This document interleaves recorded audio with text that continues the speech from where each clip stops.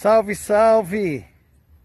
Quero comentar sobre uma figura muito importante, né, que foi Jonathan Edwards. Esse homem, né, ele nasceu já na Nova Inglaterra. Esse foi o primeiro nome dos Estados Unidos.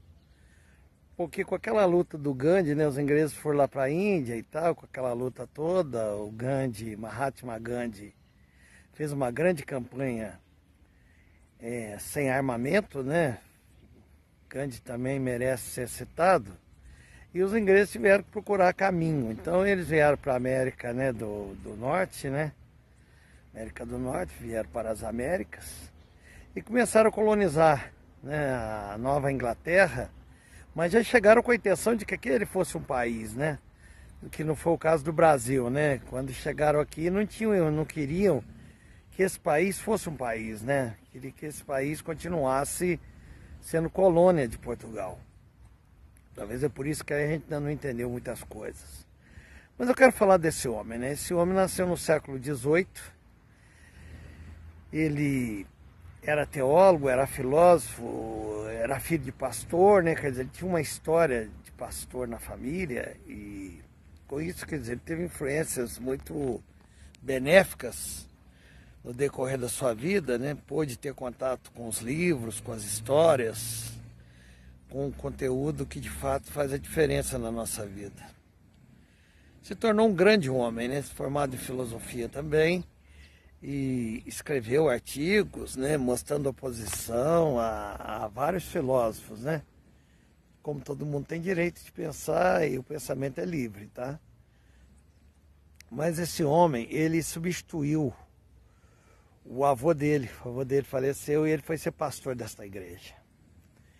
Ele dava tudo o que tinha, era um santo homem de Deus, sabe? E casou-se depois de um ano depois que assumiu essa igreja, casou-se, né? Teve também, ele era de uma família, ele era o quinto filho, sua mãe teve 11 filhos, Jonathan Edwards com a sua esposa tiveram 10 filhos, né? Isso foi no século XVIII, né? As informações eram pouco, a pílula só aparece em 1960, né? Então dá para se entender. E essa questão do planejamento familiar é mais complicado, né, de entender isso. Mas esse homem era de uma santidade, assim, de uma dedicação muito grande. E ele participou de um avivamento.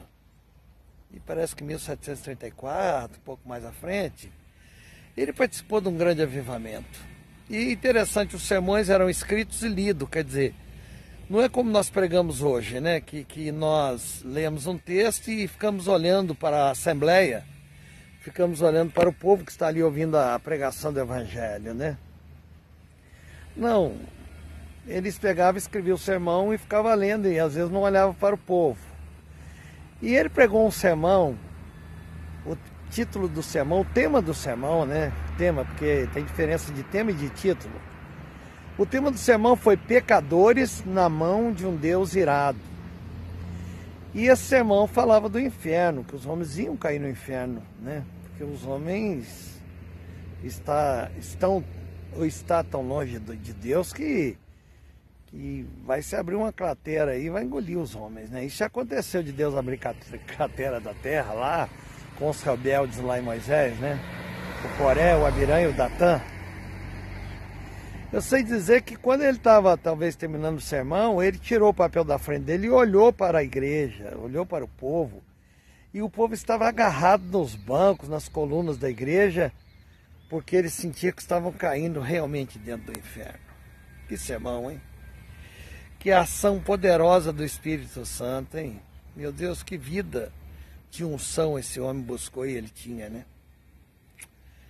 Mas como vivemos entre seres humanos, né? Depois de pastorear essa igreja há muitos anos, vieram as perseguições, né? E as pressões vêm mesmo sobre a liderança e ele acabou tendo que sair daquela igreja. E ele tinha uma cultura formidável. E aí ele dedicou-se a evangelizar os índios. Muitas pessoas chamavam a atenção dele, né? Para que ele desse do que ele sabia para pessoas mais capacitadas, pessoas mais competentes. Mas a conclusão que a gente chega é que essas pessoas não querem o evangelho. Essas pessoas não querem um líder que saiba muito, que dê muito. Não querem, entendeu? Quem quer são as pessoas mais humildes. São as pessoas mais humildes que querem, né?